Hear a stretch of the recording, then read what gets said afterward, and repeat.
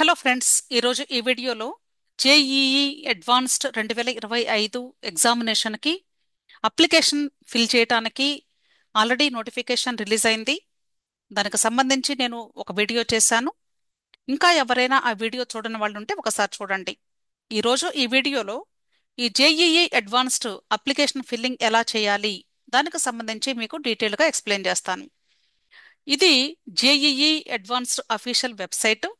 మీరు Google search బార్లో JEE advanced అని టైప్ చేసి ఎంటర్ చేస్తే ఈ పేజ్ మీకు ఓపెన్ అవుతుంది. లేదా జేఈఈ adv.ac.in అదేనా మీరు గూగుల్ సెర్చ్ బార్లో టైప్ చేసి ఎంటర్ చేసిన ఈ పేజ్ మీకు ఓపెన్ అవుతుంది. సో ఇక్కడ మీరు ఈ జేఈఈ అడ్వాన్స్డ్ అప్లికేషన్ ఫిల్లింగ్ని ఫిల్ చేయాల్సి ఉంటుంది. ఇక్కడ ఇంపార్టెంట్ అనౌన్స్మెంట్స్ అన్ని ఇదే వెబ్సైట్లో క్రింద మీకు ఆ యొక్క ఇమేజ్ క్రింద కనిపిస్తుంది. దీనిలో online registration for JEE advance 2025 please click here అని ఉంది. ఇక్కడ క్లిక్ హియర్ మీద క్లిక్ చేస్తారు. అప్పుడు మీకు ఈ పేజ్ ఓపెన్ అవుతుంది. ఇక్కడ స్టూడెంట్ యొక్క రిజిస్ట్రేషన్ డీటెయిల్స్ ఇక్కడ ఎంటర్ చేయాలి. యూజువల్గా మనం మరలా ఫ్రెష్గా రిజిస్ట్రేషన్ చేయాల్సిన అవసరం లేదు. డైరెక్ట్గా అప్లికేషన్ ఫిల్లింగ్లోకి వెళ్ళిపోవచ్చు. కాబట్టి so JEE mains examination application number, password, ఇక్కడ కనిపించే సెక్యూరిటీ పిన్ ఈ బాక్స్ లో టైప్ చేయాలి. ఓకే, ఆ తర్వాత లాగిన్ మీద క్లిక్ చేయండి. అప్పుడు మీకు ఈ పేజ్ ఓపెన్ అవుతుంది. ఇక్కడ ఇంపార్టెంట్ ఇన్స్ట్రక్షన్స్ ఇచ్చారు. అంతేకాదు మీరు ఇప్పుడు ఈ అప్లికేషన్ ఫిల్ చేసిన తర్వాత ఎంత అమౌంట్ పే చేయాలి అనేది కూడా ఇక్కడ ఇచ్చారు. మీరు అప్లికేషన్ ఫిల్లింగ్ ప్రాసెస్ చేసేటప్పుడు మీరు చూజ్ చేసుకున్న మీ యొక్క కేటగిరీని బట్టి మీరు ఎంత అమౌంట్ కట్టాలి అనేది ఆటోమేటిక్గా డిస్ప్లే అవుతుంది. కాబట్టి ప్రాబ్లం ఏమీ ఉండదు. ఓకే, సో ఫీమేల్ క్యాండిడేట్స్ ఎవరికైనా సరే 1600 రూపీస్ పే చేయాలి. అలాగే ఎస్సీ ఎస్టీ పీడబ్ల్యూడీ కేటగిరీ స్టూడెంట్స్కి 1600 రూపీస్, రిమైనింగ్ కేటగిరీ స్టూడెంట్స్కి 3200 రూపీస్. నెక్స్ట్ ఇక్కడ I have read the above instructions and procedures box మీద క్లిక్ చేయండి. ప్రొసీడ్ టు రిజిస్టర్ ఆన్లైన్ మీద క్లిక్ చేయండి. ఓకే, నెక్స్ట్ ఇక్కడ రిజిస్ట్రేషన్ యాక్టివిటీస్ స్టేటస్ అని కనిపిస్తుంది. దీనిలో యాక్టివిటీ లిస్ట్ లో ఇప్పుడు మనం స్టెప్ బై స్టెప్ ఏం చూస్తున్నాము అనేది ఇక్కడ హైలైట్ అవుతూ ఉంటుంది. Registration, upload documents, fee payment అన్ని కూడా పెండింగ్ లో ఉన్నట్లు కనిపిస్తుంది స్టేటస్. అలాగే స్టూడెంట్ యొక్క జేఈ మెయిన్స్ స్కోరు ఈ అడ్వాన్స్డ్ అప్లికేషన్ కి లింక్ అయిందో లేదో చెక్ చేసుకోవాలి అనుకున్నట్లయితే ఇక్కడ వ్యూ జేఈఈ మెయిన్ 2025 డీటెయిల్స్ మీద క్లిక్ చేయండి. అప్పుడు ఇక్కడ ఈ పేజ్ మీకు ఓపెన్ అవుతుంది. ఇక్కడ స్టూడెంట్ యొక్క ఫోటోగ్రాఫ్, సిగ్నేచర్, స్టూడెంట్ యొక్క డేటా, అలాగే స్టూడెంట్ యొక్క జేఈ డేటా మొత్తం కూడా కనిపిస్తుంది మీకు. ఆ తర్వాత నెక్స్ట్ ఫిల్ రిజిస్ట్రేషన్ ఫామ్ మీద క్లిక్ చేస్తారు. అప్పుడు ఈ పేజ్ మీకు ఓపెన్ అవుతుంది. ఇక్కడ సింపుల్ క్వశ్చన్స్ ఉన్నాయండి. ఇండియన్ స్టూడెంట్ అయితే అప్పుడు ఈ క్వశ్చన్స్ అన్ని అడుగుతుంది. ఇక్కడ 12th స్టాండర్డ్ ఏ సంవత్సరంలో మీరు అపీర్ అయ్యారు అంటే ఇంటర్మీడియట్ ఈ సంవత్సరం ఎగ్జామినేషన్ రాస్తారా, లేక లాస్ట్ ఇయర్ రాసి ఒకవేళ మీరు లాంగ్ టర్మ్ కోచింగ్కి వెళ్ళి ఇప్పుడు ఈ జేఈ అడ్వాన్స్డ్ ఎగ్జామ్ రాస్తున్నారా, ఇంటర్మీడియట్ కంప్లీషన్ ఇయర్ ని మీరు ఇక్కడ రాయాలి. అలాగే JEE advanced examination first time అంటే ఇప్పుడు మీరు అటెంప్ట్ చేస్తున్నారా, లేక ఇంతకు ముందు కూడా ఆల్రెడీ చేశారా అనేది ఇక్కడ మెన్షన్ చేస్తున్నారు. సో మీరు ఒకవేళ ఇంతకు ముందు ఫస్ట్ అటెంప్ట్ ఇచ్చుంటే 2024 అని రాయాలి, లేదా ఫస్ట్ టైం అయితే 2025 అని రాయాలి. Are you child of defence, parliamentary personnel, killed or permanently disabled in action during war or peace time operations అన్నారు. ఇది ఈ క్వశ్చన్ మీకు వర్తిస్తే ఎస్ అని పెట్టండి, లేదంటే నో పెట్టండి. అలాగే ఇక్కడ పీడబ్ల్యూడీ కేటగిరీకి సంబంధించినటువంటి డీటెయిల్స్ అడుగుతున్నారు. ఇవి మీకు వర్తిస్తే ఎస్ అని పెట్టండి, అదర్వైజ్ నో. నెక్స్ట్ ఈ పేజ్ మీకు ఓపెన్ అవుతుంది. ఇక్కడ జనరల్ ఈడబ్ల్యూఎస్ కేటగిరీ స్టూడెంట్ అయితే అంటే ఆల్రెడీ జేఈ మెయిన్స్ అప్లికేషన్ లో మీరు ఈడబ్ల్యూఎస్ కేటగిరీ స్టూడెంట్ అయ్యుంటే ఈ క్వశ్చన్ మీకు డిస్ప్లే అవుతుంది. సో మీరు ఈడబ్ల్యూఎస్ కేటగిరీ స్టూడెంట్ అయితే మీ యొక్క ఈడబ్ల్యూఎస్ సర్టిఫికెట్ April 1, 2025 ఆ తర్వాత మాత్రమే తీసుకున్నటువంటి సర్టిఫికెట్ మీరు అప్లోడ్ చేయాలి అని చెప్తున్నారు. అయితే చాలా మంది స్టూడెంట్స్ దగ్గర కూడా ఆ సర్టిఫికెట్ ఉండి ఉండకపోవచ్చు బహుశా. ఒకవేళ అప్లై చేసినా ఇంకా వచ్చి ఉండకపోవచ్చు. కాబట్టి అలాంటి సందర్భంలో వీళ్ళు ఒక ఆప్షన్ కూడా ఇచ్చారు. మీరు కంగారు పడాల్సిన అవసరం ఏమీ లేదు. అంతేకాదండి, మీకు స్టార్టింగ్ లో డౌన్లోడ్స్ దగ్గర ఈడబ్ల్యూఎస్ సర్టిఫికెట్ ఫార్మాట్ కూడా ఒకటి ఇచ్చి అదైనా మీరు అప్లోడ్ చేయొచ్చు అన్నారు. ఒకవేళ మీరు ఇప్పుడు మీరు ఎంఆర్ఓతో సంతకం చేయించుకొని అప్లోడ్ చేస్తామంటే దాన్ని డౌన్లోడ్ చేసి చేసుకోవచ్చు. లేదా ఆల్రెడీ మీకు మీ యొక్క స్టేట్ లో మీరు ఈడబ్ల్యూఎస్ సర్టిఫికెట్ తీసుకొని ఉంటే April 1, 2025 తర్వాత ఆ సర్టిఫికెట్ నైనా అప్లోడ్ చేసుకోవచ్చు. ఒకవేళ అసలు మీ దగ్గర ఏ సర్టిఫికెట్ కూడా లేదనుకోండి, ఈడబ్ల్యూఎస్ సర్టిఫికెట్ లేదా ఇంతకు ముందు సంవత్సరంలో తీసుకున్నటువంటి సర్టిఫికెట్ ఉన్నా సరే మీరు కంగారు పడాల్సినటువంటి అవసరం లేదు. మీరు ఇమ్మీడియట్ గా ఫస్ట్ ఈడబ్ల్యూఎస్ సర్టిఫికెట్ కి అప్లై చేసుకోండి. ఎట్ ది సేమ్ టైం మీరు ఇప్పుడు ప్రెసెంట్ ఈ అప్లికేషన్ ఫిల్ చేసేటప్పుడు, ఎందుకంటే మే 2వ తారీఖు లాస్ట్ డేట్ కాబట్టి ఆ సర్టిఫికేట్ రావడానికి టైం పడుతుంది కాబట్టి ఇక్కడ ఇచ్చినటువంటి ఈ 2 ఆప్షన్స్ లో మీకు వర్తించింది సెలెక్ట్ చేసుకోండి. మీ దగ్గర ఆల్రెడీ ఉంటే ఫస్ట్ది సెలెక్ట్ చేసుకోండి. ఒకవేళ మీ దగ్గర సర్టిఫికెట్ రెడీగా అవైలబుల్గా ఈ సంవత్సరాంతి లేకపోతే ఈ సెకండ్ ఆప్షన్ని చూజ్ చేసుకోండి. ఈ సెకండ్ ఆప్షన్ మీద క్లిక్ చేసినప్పుడు మీకు ఈ బాక్స్లో ఈ డేటా అంతా కూడా హైలైట్ అవుతుంది. అర్థమైంది కదా? నెక్స్ట్ అంటే ఇక్కడ ఏం చెప్తున్నారంటే వీళ్ళు, మా దగ్గర ఇప్పుడు ప్రస్తుతానికైతే ఏప్రిల్ 1 తర్వాత తీసుకున్న సర్టిఫికెట్ లేదు కాబట్టి మేము ఫస్ట్ డిక్లరేషన్ ఫామ్ ని అప్లోడ్ చేస్తాము. ఆ తర్వాత జోసా కౌన్సిలింగ్ జరిగేటప్పుడు ఈ యొక్క ఈడబ్ల్యూఎస్ సర్టిఫికెట్ ని అప్లోడ్ చేస్తాము అని మీరు ఇక్కడ డిక్లరేషన్ ఇస్తూ ఉన్నట్లుగా మీరు దీన్ని సెలెక్ట్ చేసుకోవాలి. క్లియర్?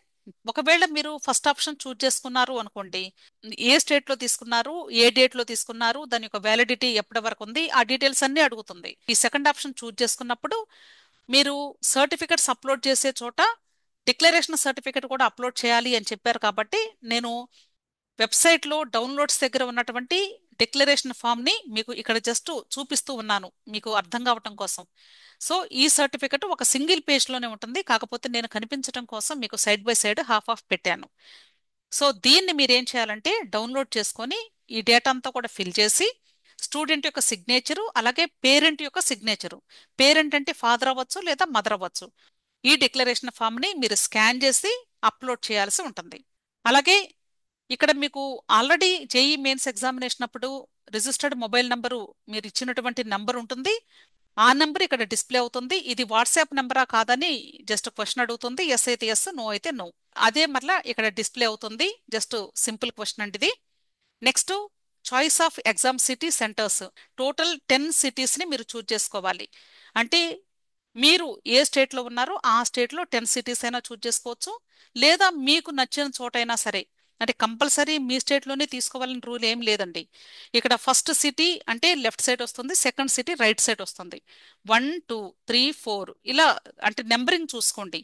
ఇక్కడ మీరు ఈ డౌన్వర్డ్ యారోని క్లిక్ చేసినప్పుడు ఆ సిటీ నేమ్స్ అన్ని కనిపిస్తాయండి. జాగ్రత్తగా మీకు ఫస్ట్ ప్రయారిటీ ఏది కావాలి, సెకండ్ ఏది కావాలి, ఇలా మీరు ఆర్డర్లో పెట్టుకుంటూ టోటల్ 10 సిటీస్ ని సెలెక్ట్ చేసుకోండి. ఆ తర్వాత రివ్యూ అండ్ ప్రొసీడ్ మీద క్లిక్ చేయండి. మీరు ఇప్పటి వరకు ఫిల్ చేసినటువంటి డేటా ఒకసారి చెక్ చేసుకోవడానికి రివ్యూ అండ్ ప్రొసీడ్ మీద క్లిక్ చేస్తే మీరు ఫిల్ చేసినటువంటి డేటా కనిపిస్తుంది.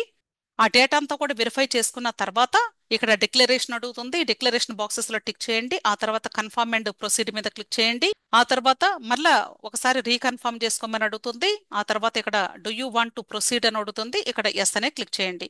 ఒకవేళ మీరు ఏదైనా చేంజెస్ చేసుకోవాలి అనుకుంటే ఇక్కడ నో మీద క్లిక్ చేస్తే మరలా ఒకసారి బ్యాక్ వెళ్ళి ఏదైనా ఎడిటింగ్ చేసుకోవాలి లేదా మోడిఫై చేసుకోవాలి అంటే చేంజెస్ చేసుకొని మళ్ళీ సేమ్ ప్రొసీజర్ కంటిన్యూ అవ్వండి.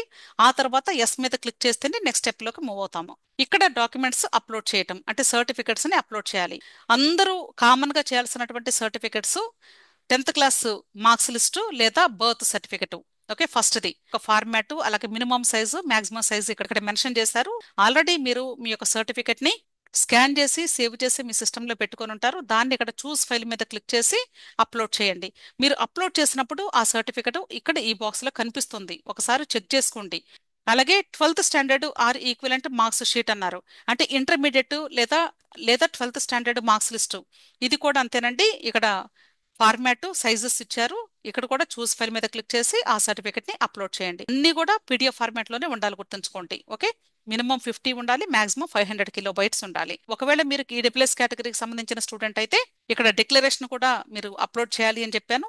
సో ఇందాక ఇచ్చినటువంటి ఆ డిక్లరేషన్ ఫామ్ ని మీరు డౌన్లోడ్ చేసుకొని ఫిల్ చేసి మరలా స్కాన్ చేసి ఆ స్కాన్ చేసింది మీ సిస్టంలో సేవ్ చేసుకొని ఇక్కడ చూస్ ఫైల్ మీద క్లిక్ చేసి ఇది కూడా అప్లోడ్ చేయాలి. ఇక్కడ మీరు ఒకసారి అబ్జర్వ్ చేసి చూస్తే 10th క్లాస్ మార్క్స్ లిస్టు లేదా డేట్ ఆఫ్ బర్త్ సంబంధించినటువంటి birth certificate mandatory document are certificate అంటున్నారు. అది అంటే ఇది కంపల్సరీ ప్రతి స్టూడెంట్ కూడా అప్లోడ్ చేయాలి. అలాగే సెకండ్ది చూస్తే ఆప్షనల్ డాక్యుమెంట్ ఆర్ సర్టిఫికెట్ అన్నారు. ఎందుకంటే కొన్ని స్టేట్స్లో ఇంటర్మీడియట్ లేదా 12th స్టాండర్డ్ రిజల్ట్స్ వచ్చుండవు, అందుకని ఇక్కడ ఆప్షనల్ అన్నారు. ఒకవేళ మీకు ఆల్రెడీ వచ్చుంటే మీరు ఇంటర్నెట్ నుండి డౌన్లోడ్ చేసుకున్న మార్క్స్ షీట్ ఉంటే అది అప్లోడ్ చేసేయండి. ఒకవేళ అసలు రిజల్టే అనౌన్స్ అవ్వకపోతే చేయకపోయినా పర్లేదు, ప్రాబ్లం లేదు. ఓకే, అలాగే ఇక్కడ డిక్లరేషన్ సర్టిఫికెట్ మ్యాండేటరీ అన్నారు, అంటే కంపల్సరీ మీరు అప్లోడ్ చేయాలి అని అర్థం. ఆ తర్వాత ఇక్కడ బాక్స్లో టిక్ చేయండి. ఆ తర్వాత సబ్మిట్ అండ్ ప్రొసీడ్ మీద క్లిక్ చేయండి. క్లియర్? సో మీరు ప్రాపర్గా అప్లోడ్ చేస్తే ఆ సర్టిఫికెట్స్ ఇక్కడ బ్లూ బాక్సెస్ కనిపిస్తున్నాయి కదా, అక్కడ మీకు హైలైట్ అవుతాయి. ఓకే, అది ఎస్సీ ఎస్టీ కేటగిరీ స్టూడెంట్స్ అనుకోండి, ఇక్కడ 10th క్లాస్ మార్క్స్ లిస్టు, అలాగే 12th స్టాండర్డ్ మార్క్స్ లిస్టు, అలాగే ఎస్సీ ఎస్టీ కేటగిరీకి సంబంధించినటువంటి సర్టిఫికెట్. ఈడబ్ల్యూఎస్ కేటగిరీ స్టూడెంట్స్ అలాగే ఓబీసీ ఎన్సీఎల్ కేటగిరీ స్టూడెంట్స్ వీళ్ళిద్దరు మాత్రమే April 1, 2025 ఆ తర్వాత మాత్రమే తీసుకున్న సర్టిఫికెట్ని అప్లోడ్ చేయాలి. ఒకవేళ ఈ April 1 తర్వాత తీసుకున్న సర్టిఫికెట్ కానీ వాళ్ళ దగ్గర లేకపోతే, EWS category students, OBC NCL category students మీరు డౌన్లోడ్స్లో డిక్లరేషన్ ఫామ్స్ ఉన్నాయి. ఈ 2 కేటగిరీ స్టూడెంట్స్ కూడా కంపల్సరీ డిక్లరేషన్ ఫామ్ని సబ్మిట్ చేయాల్సి ఉంటుంది. ఎస్సీ ఎస్టీ కేటగిరీ స్టూడెంట్స్కి అయితే ఇంతకు ముందు సంవత్సరాల్లో తీసుకున్న క్యాస్ట్ సర్టిఫికెట్ సరిపోతుంది. అంటే మీరు 2023లో తీసుకున్నా సరిపోతుంది, అంతకంటే ముందు తీసుకున్నా కూడా నో ప్రాబ్లం. ఓకే, దానికైతే ఎటువంటి ప్రాబ్లం లేదు. అది permanent caste certificate. File uploaded successfully అని వస్తుంది. ఓకే, మీరు అన్ని ప్రాపర్గా అప్లోడ్ చేసినట్లు. నెక్స్ట్, ఇక్కడ మీరు ఎన్ని స్టెప్స్ కంప్లీట్ చేశారో స్టేటస్ కూడా కనిపిస్తుంది. రిజిస్ట్రేషన్ అయిపోయింది, అప్లోడ్ డాక్యుమెంట్స్ కంప్లీట్ అయిపోయింది, ఫీ పేమెంట్ పెండింగ్ లో ఉంది. సో ఇప్పుడు ఇక్కడ మీకు లెఫ్ట్ సైడ్ యాక్టివిటీ లిస్ట్ ప్యానల్లో పే రిజిస్ట్రేషన్ ఫీ మీద క్లిక్ చేయండి. అప్పుడు మీకు ఈ పేజ్ ఓపెన్ అవుతుంది. మీరు ఎంత పే చేయాలి అనేది ఆటోమేటిక్గా డిస్ప్లే అవుతుంది. మీరు అంటే టైప్ చేయాల్సిన అవసరం లేదు, అక్కడ కనిపించిన అమౌంట్ని మీరు కడితే సరిపోతుంది. కాబట్టి పే రిజిస్ట్రేషన్ ఫీ మీద క్లిక్ చేయండి. అప్పుడు మీకు ఇక్కడ అంటే డిఫరెంట్ ఆప్షన్స్ కనిపిస్తాయి. ఏదైనా మీరు చూస్ చేసుకొని కట్టుకోవచ్చు, ప్రాబ్లం ఏం లేదు. ఆ తర్వాత ప్రొసీడ్ ఫర్ పేమెంట్ మీద క్లిక్ చేయండి. నెక్స్ట్ ఇక్కడ ఆప్షన్స్ కనిపిస్తాయి. వీటిల్లో credit card, debit card, internet banking, UPI apps ఇవన్నీ కూడా, లేదా క్యూఆర్ కోడ్ స్కానర్ ఇవన్నీ కూడా మీరు యూస్ చేసి కట్టుకోవచ్చు. ఓకే, ఇక్కడ మేక్ పేమెంట్ మీద క్లిక్ చేయండి. లేదా క్యూఆర్ స్కానర్ అయితే డైరెక్ట్ గా స్కాన్ చేసేసుకోవచ్చు మీ మొబైల్తో. ఓకే, పేమెంట్ చేసేటప్పుడు దయచేసి మీరు కొంచెం వెయిట్ చేయండి, బ్యాక్ ప్రాసెస్ చేయొద్దు. అంటే హడావుడిగా తొందరగా కట్టేసి వెళ్ళిపోవాలి అని. ఓకే, అలాంటప్పుడు మీ యొక్క పేమెంట్ ఫెయిల్ అవుతుంది. ఒకవేళ మీ పేమెంట్ కానీ ఫెయిల్ అయితే మీరు మరలా ఇంకొకసారి పే చేయండి. అంతేగాని ఆ అమౌంట్ ఆటోమేటిక్గా దీనికి యాడ్ అయ్యిద్ది తర్వాత అనుకోకండి. అంటే సక్సెస్ఫుల్లీ అనే మెసేజ్ వస్తేనే అప్పుడు మాత్రమే మీ యొక్క అప్లికేషన్ యాక్సెప్ట్ అవుతుంది. కాబట్టి ఎవరికైనా ఒకవేళ పేమెంట్ కానీ ఫెయిల్ అయితే ముందు ఇంకొకసారి మరలా మీ సొంత అమౌంట్ కట్టి మీరు పేమెంట్ చేయండి. ఆ తర్వాత మీరు ఒకవేళ ఇంతకుముందు ఫెయిల్డ్ అమౌంట్ మీకు డిడక్ట్ అయ్యుంటే మీ బ్యాంక్ అకౌంట్ నుండి, అది విదిన్ 7 వర్కింగ్ డేస్లో మీకు అమౌంట్ క్రెడిట్ అయిపోతుంది ఆటోమేటిక్గా. కంగారేమీ లేదు. ఓకే, సో మీరు ఇక్కడ అమౌంట్ కట్టినప్పుడు సక్సెస్ అయితే సక్సెస్ఫుల్లీ అని వస్తుంది మెసేజ్. ఆ తర్వాత ఇక్కడ డౌన్లోడ్ రిజిస్ట్రేషన్ ఎక్నాలెడ్జ్మెంట్ మీద క్లిక్ చేయండి. అంటే కంప్లీట్ అయిపోయింది మీ ప్రాసెస్. డైరెక్ట్గా ఇంకా రిజిస్ట్రేషన్ ఫామ్ని డౌన్లోడ్ చేసుకోవటమే. లేదా ఇక్కడ యాక్టివిటీ లిస్ట్లో కూడా ఉంటుంది, దీని మీద క్లిక్ చేస్తారు. అప్పుడు మీరు సబ్మిట్ చేసినటువంటి రిజిస్ట్రేషన్ ఫామ్ డౌన్లోడ్ చేసుకోమని ఇక్కడ మీకు కనిపిస్తుంది. ఇక్కడ రిజిస్ట్రేషన్ నెంబర్ అని ఉంటుంది. ఈ రిజిస్ట్రేషన్ నెంబర్ని జాగ్రత్తగా సేవ్ చేసి పెట్టుకోండి. అలాగే ఇక్కడ మీరు అంటే 10th class marks list, 12th standard marks list, అలాగే డిక్లరేషన్ ఫామ్ ఇవన్నీ ప్రాపర్గా అప్లోడ్ అయినయ్యా లేదనేది కూడా ఇక్కడ స్టేటస్ కనిపిస్తుంది. అలాగే ఫీ పేమెంట్ కూడా చేశారా లేదని కనిపిస్తుంది. ఇవన్నీ కూడా ఒకసారి అప్లికేషన్ అంతా కూడా చెక్ చేసుకోండి. ఓకే, చేసుకొని ఒకవేళ ఏదైనా మిస్టేక్ ఉంటే పొరపాటున కరెక్షన్ విండో ఓపెన్ అయినప్పుడు కరెక్ట్ చేసుకోండి. ఓకే, ఇక్కడ 2 ఆప్షన్స్ ఉంటాయి. డౌన్లోడ్ యారో సింబల్ ఇది, అలాగే ఇది ప్రింటర్ సింబల్. ప్రింటర్ సింబల్ మీద క్లిక్ చేసి సేవ్ యాజ్ పీడిఎఫ్ మీద క్లిక్ చేసి సేవ్ చేసుకోండి, లేదా డౌన్లోడ్ చేసుకొని సేవ్ చేసుకోవచ్చు, నో ప్రాబ్లం. ఆ తర్వాత మీరు ఈ సేవ్ చేసుకున్నటువంటి పీడిఎఫ్ని డౌన్లోడ్ చేసుకొని ప్రింట్ తీసుకొని మీ ఫైల్లో ఉండి. ఓకే, ఇంకా ఏదైనా మీకు డౌట్స్ ఉంటే వీడియో క్రింద కమెంట్ బాక్స్లో కమెంట్ చేయండి.